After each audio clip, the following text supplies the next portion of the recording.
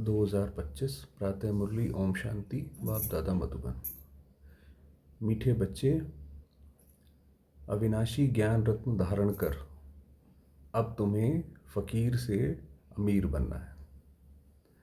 तुम आत्मा हो रूप बसंत।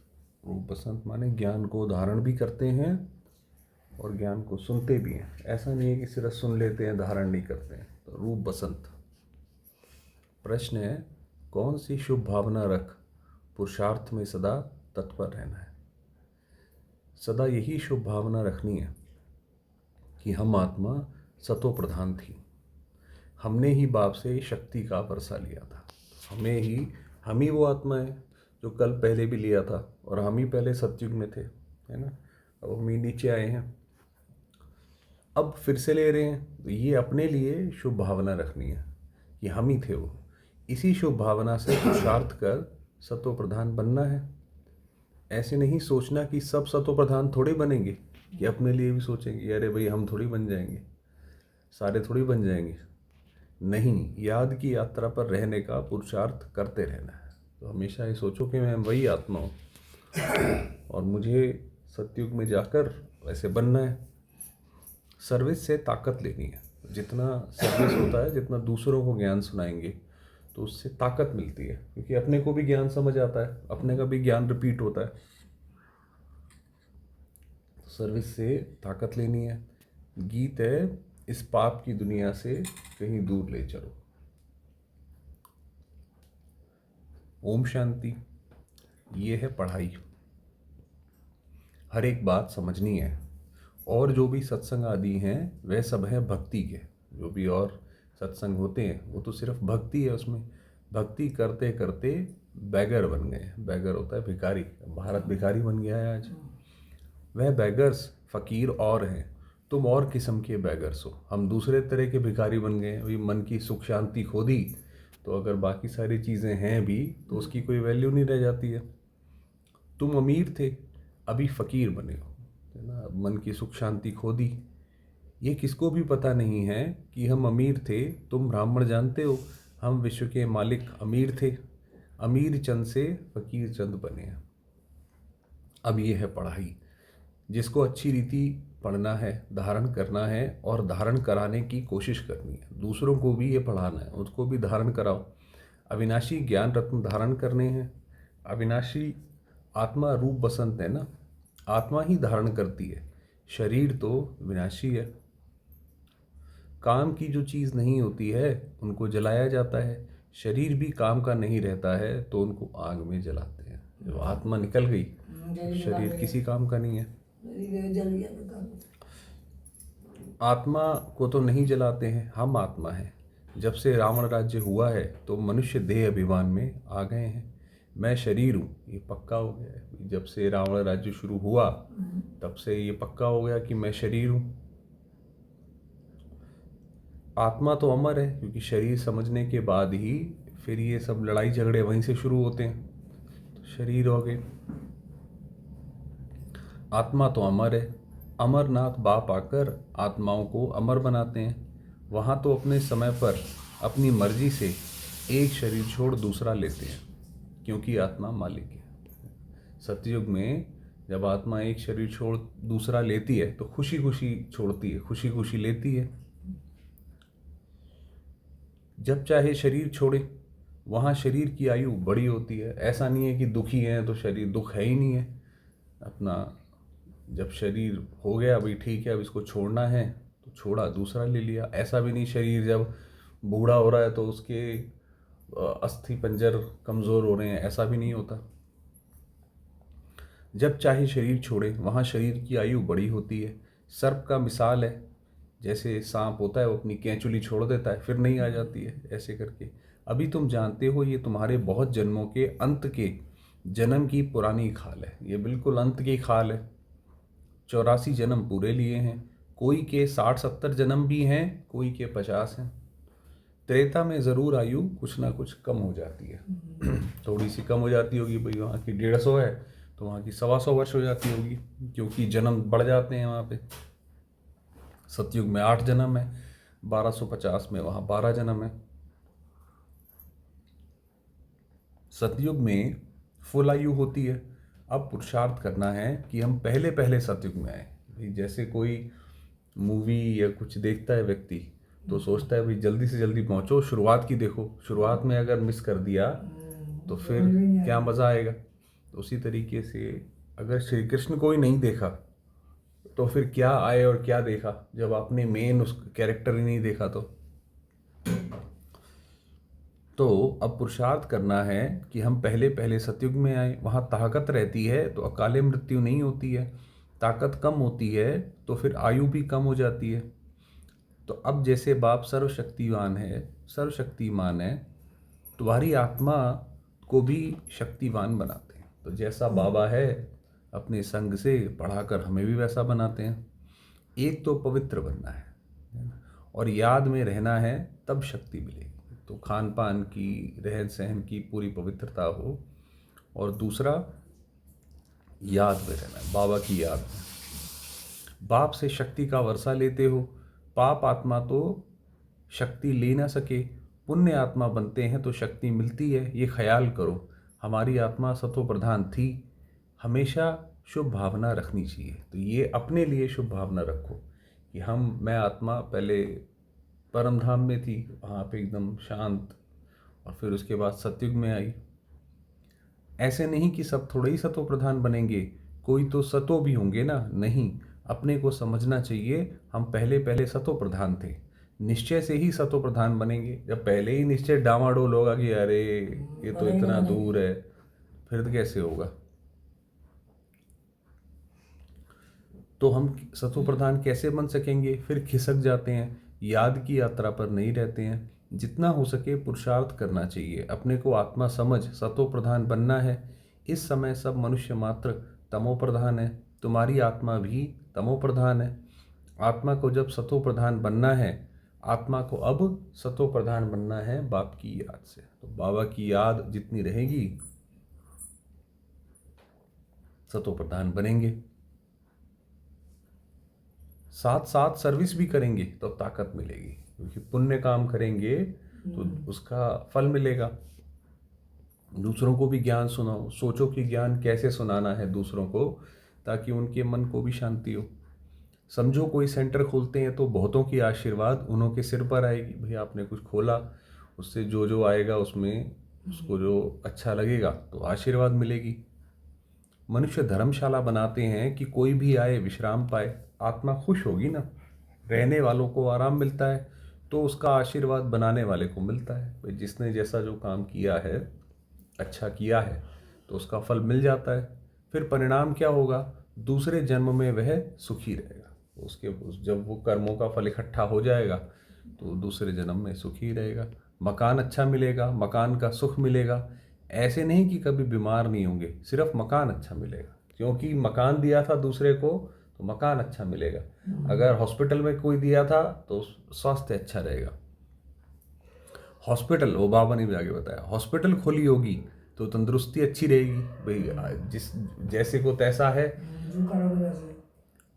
यहाँ तुम पुरुषार्थ से किस जन्मों के लिए प्रारब्ध बनाते हो, बाकी वहाँ हॉस्पिटल, कोर्ट, पुलिस आदि कुछ नहीं होगा। बाबा ने कहा सतयुग में ये कुछ नहीं होगा।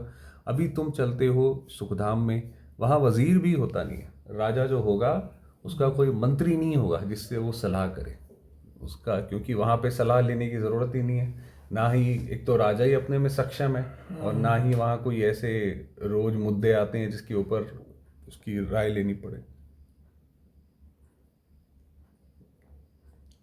अभी तुम चलते हो सुखधाम में, वहाँ वजीर भी होता नहीं।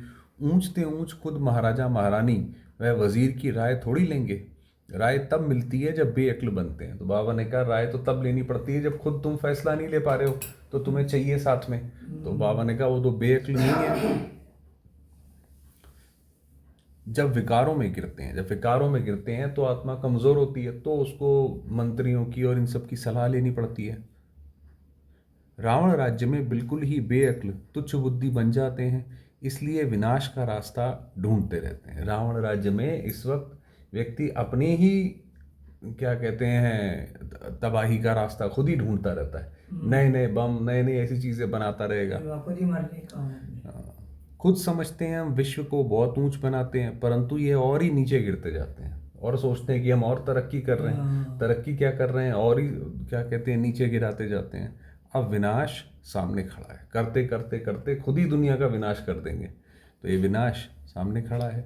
तुम बच्चे जानते हो हमको घर जाना है, हम भारत की सेवा कर दैवी राज्य स्थापन करते हैं। तो हम जो भारत की सेवा करेंगे उसका हमें फल मिलेगा।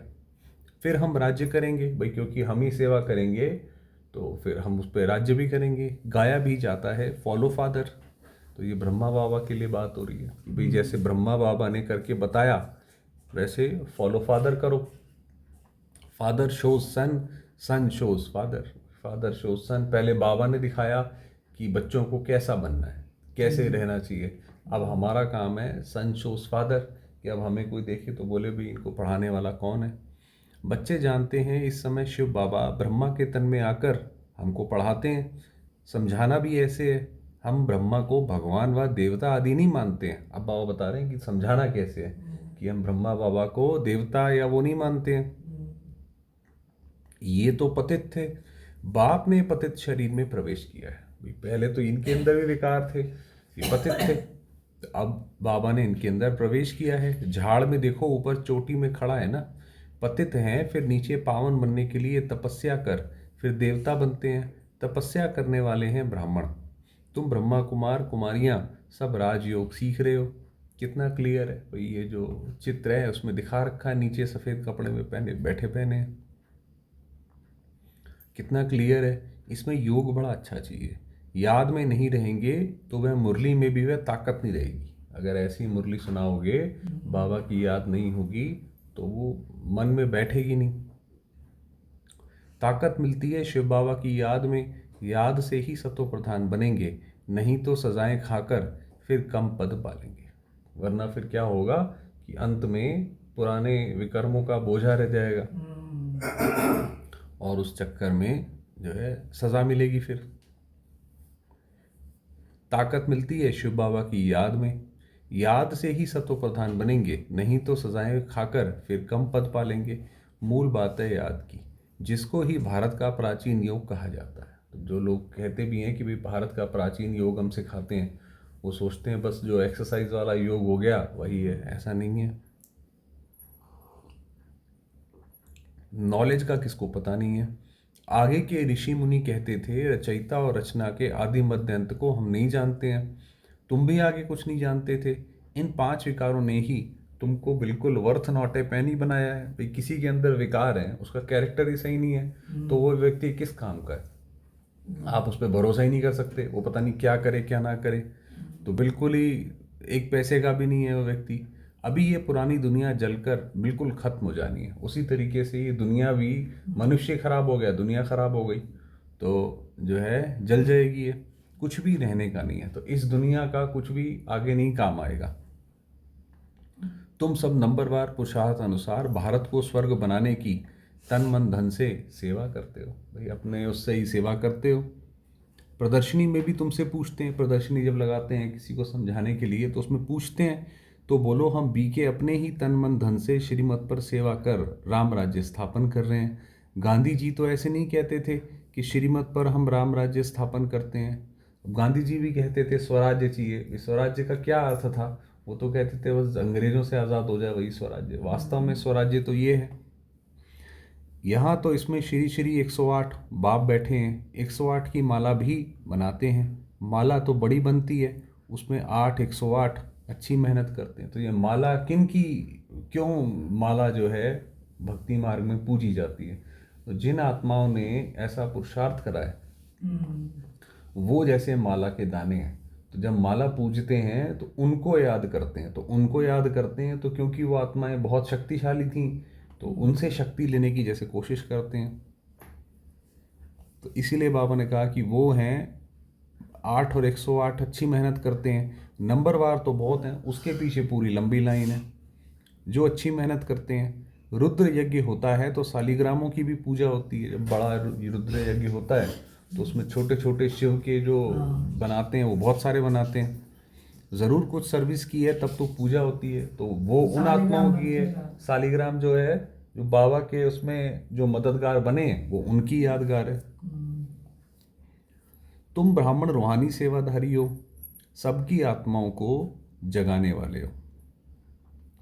तो मैं आत्मा हूं, ये भूलने से देह अभिमान आ जाता है। समझते हैं मैं फलाना हूं, अपने आप को आत्मा नहीं समझते हैं, तो समझते हैं कि भाई मैं कोई फलाना हूं, मैं इस जगह रहता हूँ, ये है, तो वो उसमें आ जाते हैं।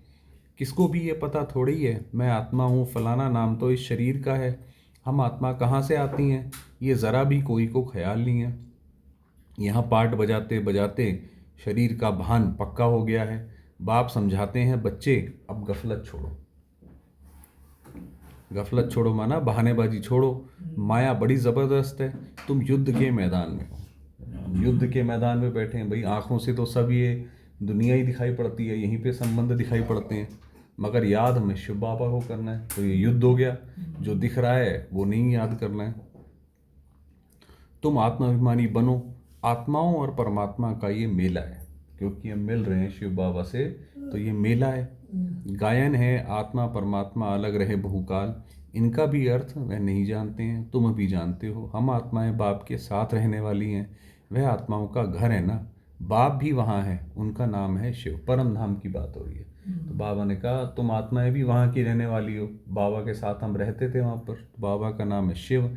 शिव जयंती भी गाई जाती है, दूसरा कोई नाम देना ही नहीं चाहिए, है ना। अभी शिव जयंती है, यही बाबा ने का नाम अच्छा है।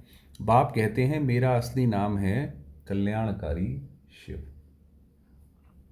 कल्याणकारी रुद्र नहीं कहेंगे, कल्याणकारी शिव कहेंगे। देखो बाबा एक एक शब्द करेक्ट कराते हैं कि क्या क्या कहेंगे।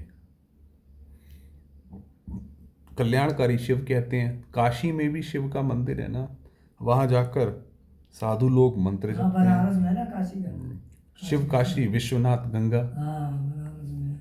अब बाप समझाते हैं शिव जो काशी के मंदिर में बिठाया है उनको कहते हैं विश्वनाथ। तो शिव बाबा के इतने ज्योतिर्लिंगम मंदिर हैं अलग अलग, क्यों इतने सारे हैं? क्योंकि शिव बाबा ने ऐसे काम किए हैं। विश्वनाथ तो ये विश्व का मालिक है। गुड़िया हो क्या है ना बनारस में। अब मैं तो विश्वनाथ हूं नहीं, अब ब्रह्मा बाबा अपनी बात बता रहे हैं कि भाई मैं तो हूं नहीं, विश्व के नाथ तुम बनते हो। बाबा ने कहा तुम विश्व के नाथ बनते हो, विश्व के मालिक बनते हो। तुम्हारा वह घर है, वह राजधानी है। घर है हमारा परम धाम, राजधानी है सतयुग। मेरा घर तो एक ही ब्रह्म तत्व है। शिव बाबा कहते हैं मैं नहीं आता हूँ सतयुग में, है ना। तो मेरा तो घर एक ही ब्रह्म तत्व है, परम धाम में ब्रह्म तत्व है, तो वो है ना। मैं नाथ बनता हूँ और ना ही मैं सतयुग में आता हूँ, तो सतयुग का मालिक नहीं कहलाता हूँ। तो बाबा तो इसमें आता ही नहीं, ना अच्छे में ना बुरे में। मेरे को कहते ही हैं शिव बाबा, मेरा पार्ट है ही पतितों को पावन बनाने का। तो बाबा का पार्ट इतना ही है कि जब हम पतित बन जाते हैं, आते हैं, पावन बना देते हैं, चले जाते हैं, फिर बैठ जाते हैं। तो बाबा कहते हैं मेरा पार्ट ऐसा ही है। सिख लोग भी कहते हैं मूत पलीती कपड़ धोए। सिख धर्म में जो आता है मूत पलीती कपड़ धोए, मतलब ये थोड़े कि ये ऐसे ये वाले धोए, मतलब शरीर को साफ किया, आत्मा को पावन किया, परंतु अर्थ नहीं समझते हैं। महिमा भी गाते हैं एक ओंकार अजोनी, यानी जन्म मरण रहित। तो वो सारी जो है वो शिव बाबा की महिमा है। मैं तो 84 जन्म लेता नहीं हूँ, मैं इनमें प्रवेश करता हूँ। बाबा कोई भी ऐसे जैसे बाकी जन्म लेते हैं वैसे नहीं लेते हैं।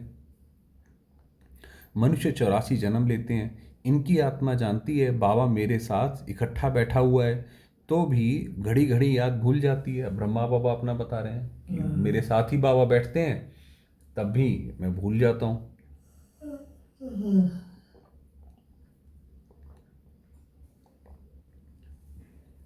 इस दादा की आत्मा यानी ब्रह्मा बाबा की आत्मा कहती है मुझे बहुत मेहनत करनी पड़ती है। ऐसे नहीं कि मेरे साथ बैठा है तो याद अच्छी रहती है, नहीं, एकदम इकट्ठा है, जानता हूँ मेरे पास है। इस शरीर का जैसे वह मालिक है, फिर भी भूल जाता हूँ। तो बाबा ने कहा कि मेरे को इतनी मेहनत करनी पड़ती है तो तुम भी करो। बाबा को ये मकान दिया है रहने के लिए, माना ये ब्रह्मा बाबा कह रहे हैं अपनी बात कि भाई ये मैंने बाबा को मकान दिया है। बाकी एक कोने में मैं बैठा हूँ, बड़ा आदमी हुआ ना, विचार करता हूँ बाजू में मालिक बैठा है, ये रथ उनका है। तो बाबा अपना बता रहे हैं कि भाई शिव बाबा इतनी बड़ी हस्ती है, तो बाबा को मकान देकर ब्रह्मा बाबा साथ में बैठ जाते हैं। ये रथ उनका है, वह इनकी संभाल करते हैं। तो बाबा को ये रहता है कि भाई ये रथ जो है, ये शरीर मैंने शिव बाबा को दिया है, अब यही उनकी संभाल करेंगे। मुझे शिव बाबा खिलाते भी हैं, मैं उनका रथ हूँ भाई। वो जब भोजन करते हैं तो सोचते हैं शिव बाबा हमें खिला रहा है, कुछ तो खातिरी करेंगे, इस खुशी में खाता हूँ। तो बाबा ब्रह्मा बाबा अपना बता रहे हैं कि मैं यही सोच सोच के खुश होता हूँ कि भाई शिव बाबा खिला रहे हैं। 2-4 मिनट बाद भूल जाता हूँ तब समझता हूँ बच्चों को कितनी मेहनत होगी। तो फिर ब्रह्मा बाबा सोचते हैं कि देखो जब मुझे इतनी मेहनत है तो बच्चों को कितनी होगी। इसलिए बाबा समझाते रहते हैं जितना हो सके बाप को याद करो, बहुत बहुत फ़ायदा है। यहाँ तो थोड़ी बात में तंगो पड़ते हैं, फिर पढ़ाई को छोड़ देते हैं। भी थोड़ा परेशानी हुई, थोड़ा सा इधर उधर हुआ, किसी ने मना किया या कुछ किया, छोड़ देते हैं। बाबा बाबा के फारगती दे देते हैं। बाप को अपना बनावंती, बाबा की संस्कृत अलग है, तो बाप को अपना बनावंती यानी बाबा को अपना बनाया, ज्ञान सुनावंती ज्ञान को सुनाया, पश्यंती दिव्य दृष्टि से स्वर्ग देखंती, और यहाँ तक कि साक्षात्कार भी किया, देखा है स्वर्ग में कि स्वर्ग कैसा होगा। रास करंती, और रास भी करा वहाँ पे, जैसे बहनों को साक्षात्कार होता था तो वो देखती थी कि श्री कृष्ण कैसे रास कर रहा है, डांस कर रहा है, तो खुद भी करती थी, तो वो भी देखा। अहो मम माया मुझे फारगति देवंती, फारगति का मतलब होता है डिवोर्स, कि बाबा को डिवोर्स दे दिया। भागंती भाग गए यहाँ से, जो विश्व का मालिक बनाते उनको फारगती दे देते हैं। बड़े बड़े नामी ग्रामी भी फारगती दे देते हैं, जो बड़े बड़े ऐसे बाबा के बच्चे बने वो भी उन्होंने भी छोड़ दिया। तो अभी तुमको रास्ता बताया जाता है, ऐसे नहीं कि हाथ से पकड़ कर ले जाएंगे। इन आंखों से तो अंधे नहीं है, ऐसा नहीं कि बाबा को ऐसा हाथ पकड़ के, भाई बाबा तो ज्ञान से रास्ता दिखा सकते हैं, उस पर चलना पड़ता है। हाँ, ज्ञान का तीसरा नेत्र तुमको मिलता है, तुम सृष्टि के आदि मध्य अंत को जानते हो। ये 84 का चक्र बुद्धि में फिरना चाहिए कि ये 84 का जो बाबा बताते हैं, सत्युग त्रेता द्वापर कलयुग। तुम्हारा नाम है सुदर्शन चक्रधारी, तो उन्होंने वो श्री कृष्ण को सुदर्शन चक्र दे दिया कि भाई वो सबका गला काटता है। अरे सुदर्शन चक्र माना अपना दर्शन, हाँ, एक बाप को ही याद करना है, दूसरे कोई की याद ना पड़े, पिछाड़ी में ही अवस्था रहे। वही जब अंत में जब ये शरीर छोड़ें तो फिर और किसी चीज़ की इधर उधर की याद ना रहे, ये वहाँ रह गया, वो वहाँ पे रह गया, हमें वो लेना है, नहीं। शरीर छोड़ें तो बिल्कुल आराम से आत्मा शरीर छोड़ के जाए, तो वो तब रहेगी। जैसे स्त्री का पुरुष से लव रहता है, उनका है जिस्मानी लव, यहाँ तुम्हारा है रूहानी लव, तो हमारा आत्मा के साथ स्नेह है। तो ऐसा हो, तुम्हें उठते बैठते पतियों के पति बापों के बाप को याद करना है। हर समय बाबा को याद करो। कितना अच्छा बताया, पतियों के पति, जैसे कोई बहनें हैं, भाई पतियों का पति शिव बाबा है, बापों का बाप वो है। दुनिया में ऐसे बहुत घर हैं जहाँ स्त्री पुरुष तथा परिवार आपस में बहुत प्यार से रहते हैं, घर में जैसे स्वर्ग लगा रहता है। 5-6 बच्चे इकट्ठे रहते, सुबह को जल्दी उठ पूजा में बैठते, कोई झगड़ा आदि घर में नहीं है। बाबा कह रहे, बाबा ने ऐसे घर देखे हैं, मेरे घर में तो था। एक रस रहते हैं।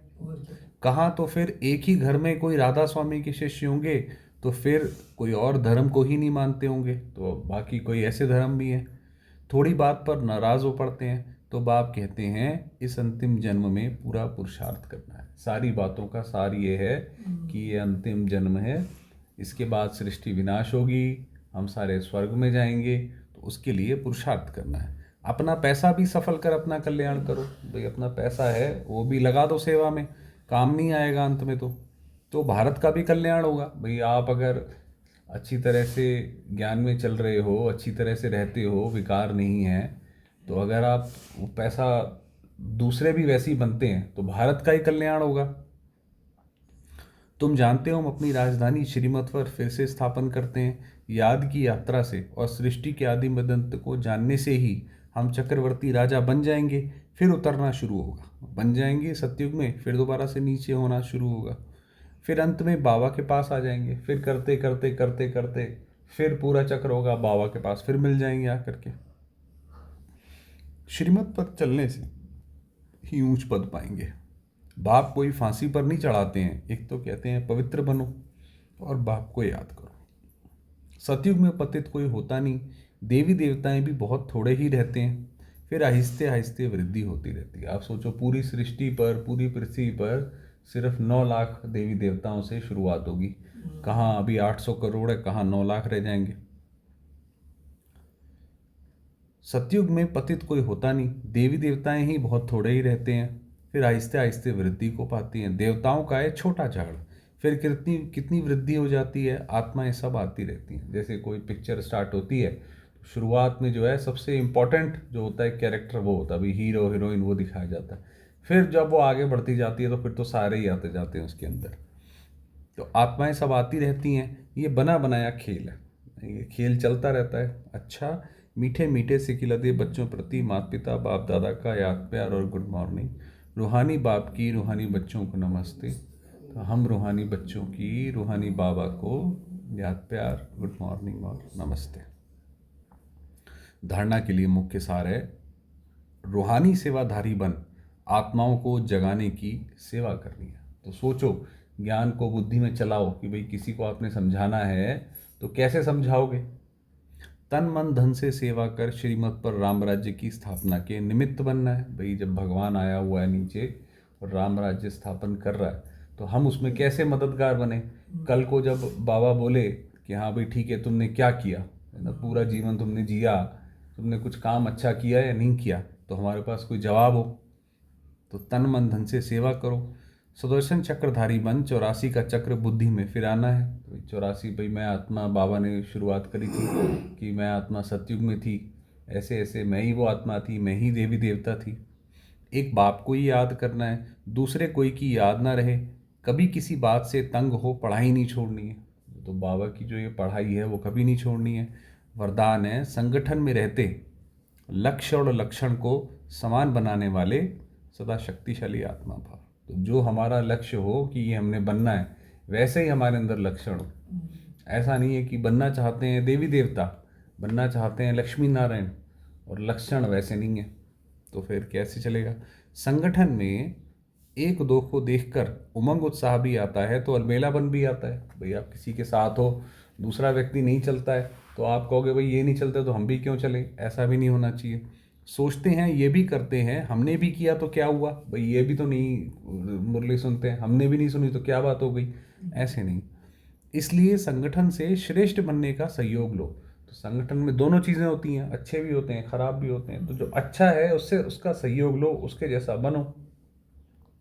हर कर्म करने से पहले ये विशेष अटेंशन व लक्ष्य हो कि मुझे स्वयं को संपन्न बनाकर सैंपल बनना है। मुझे देख के बाकी लोग चलें कि भाई देखो ये जैसे चलते हैं, हमारी भी ऐसी लाइफ होनी चाहिए, तो हमारा ये हो लक्ष्य। मुझे करके औरों को कराना है, फिर बार बार लक्ष्य को इमर्ज करो, बार बार अपने लेकर आओ सामने कि भाई मुझे ऐसा करना है। लक्ष्य और लक्षण को मिलाते चलो तो शक्तिशाली हो जाएंगे। भाई जो हमारा लक्ष्य है, बाबा ने बताया अंत में क्या होगा, सतयुग में क्या होगा, तो वो अपने सामने रखो कि मैं वैसा बनाऊं नहीं बनाऊं।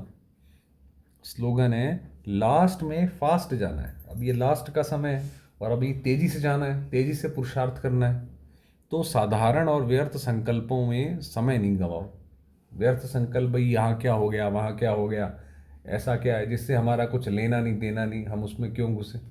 साधारण संकल्प कि भाई ऐसा ना हो जाए वैसा ना हो जाए, नहीं। जो बाबा जो जैसे बताता है ये सोचो ये करो।